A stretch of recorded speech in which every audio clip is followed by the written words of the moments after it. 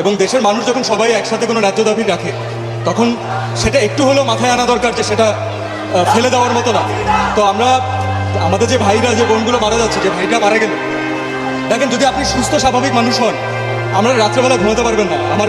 আমার কানে এখনো বাজে যে কারো পানি লাগবে, কত পানি আসছে এখন, কারো পানি লাগবে। তো এটা যতদিন মাথায় থাকবে ততদিন পর্যন্ত আমরা শান্তিতে ঘুমাতে পারবো না। এবং এটা দেশের একজন নাগরিক হিসাবে আমরা তো সারা জীবন মানুষের জন্যই কাজ করেছি। আমরা যে এন্টারটেনমেন্ট ইন্ডাস্ট্রিতে কাজ করি, আমরা কার জন্য কাজ করি? কোনো ইন্ডিভিজুয়ালকে দেখানোর জন্য কাজ করি না, আমরা দেশের মানুষের জন্য কাজ করি।